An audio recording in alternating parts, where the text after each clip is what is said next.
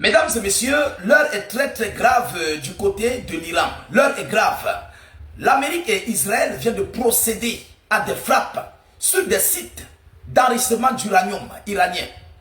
C'est un acte barbare. Et attention, que l'Iran ne réplique.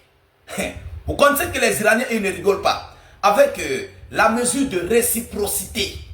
Donc, l'Iran pourrait aussi frapper le réacteur de Dimona.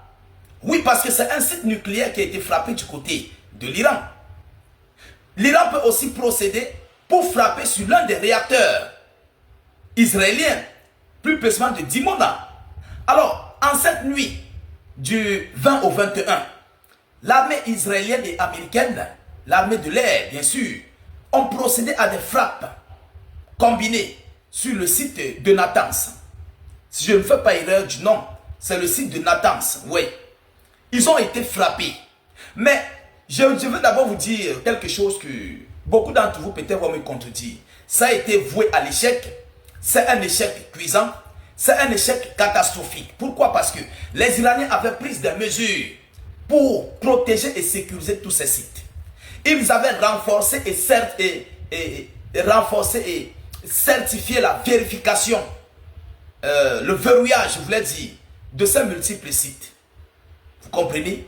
Donc, larguer des sites à la surface, cela ne suffit pas pour totalement engloutir la surface intérieure, la zone intérieure. Alors, on nous dit quoi? Selon l'annonce officielle, les Américains par rapport à cette action veulent juste créer des vibrations de bombes sur ces multiples sites, espérant que l'intérieur va s'effondrer, mais c'est peine perdue. Les Iraniens ne sont pas des enfants, ils sont des scientifiques. Ils ont réfléchi à tout ça. Ils ont pensé à tout ça. S'ils n'ont pas pu, lors de la guerre de 12 jours, anéantir ces multiples sites, ce n'est pas aujourd'hui qu'ils vont procéder jusqu'à réussir.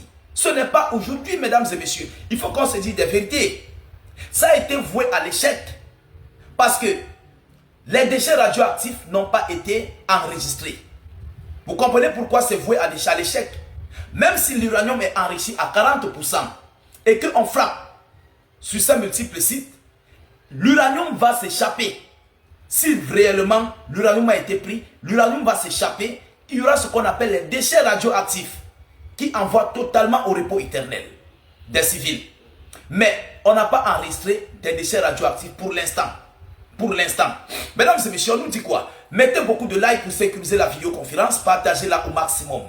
Abonnez-vous ceux qui sont nouveaux à la page pour ne plus rater nos prochaines vidéos d'actualité. Selon la source, les États-Unis d'Amérique et Israël frappent le site nucléaire iranien de Natanz. Les États-Unis d'Amérique et Israël ont mené ce samedi matin dans la Macédoine, dans la nuit, les premières heures, des frappes contre le complexe nucléaire iranien de Natanz, situé dans le centre du pays, selon un communiqué de l'Organisation de l'énergie atomique d'Iran, OEAI, diffusé par l'agence de presse Tasnim. C'est un site nucléaire. Normalement, il faut une réciprocité sur un site nucléaire. On ne sait pas encore, l'Iran n'a pas encore fait une annonce là-dessus. Mais on connaît qui sont les Iraniens.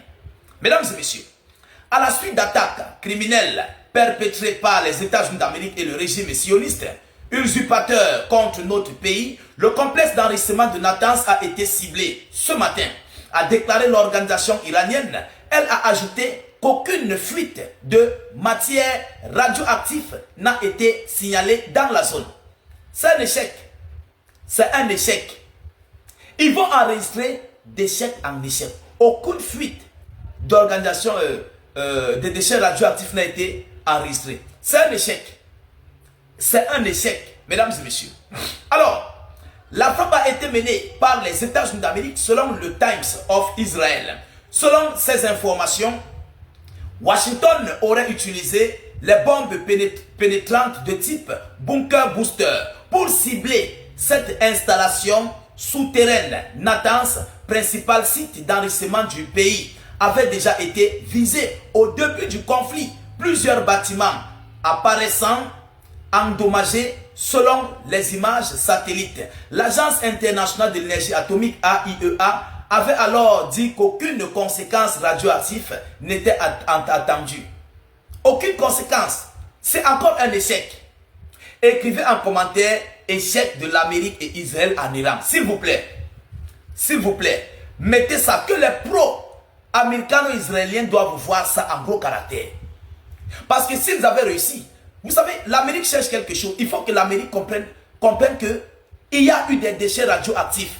Là, ils seront sûrs qu'ils ont réellement touché là où l'uranium enrichi iranien se trouvait.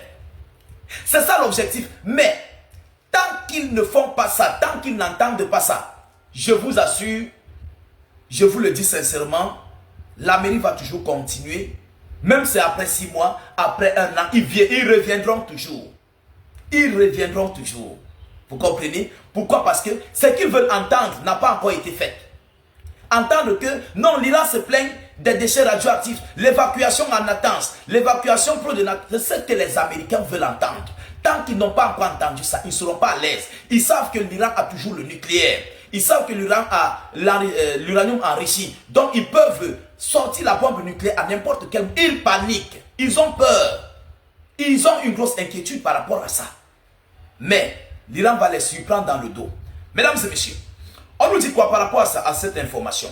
Située à environ 220 km au sud-est de Téhéran, l'installation avait déjà été ciblée lors de la guerre de 12 jours entre l'Iran et Israël en juin 2025, ainsi que par des frappes américaines.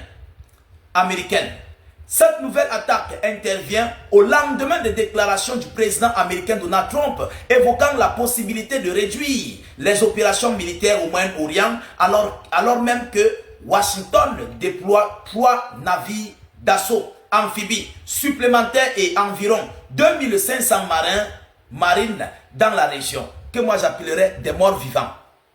2500. Vous partez vous sacrifier, on va vous dire. Tous, vous serez anéantis. C'est moi qui vous le dis. Posez-vous la question. À quel niveau, à quelle position sont positionnés les sous-marins iraniens?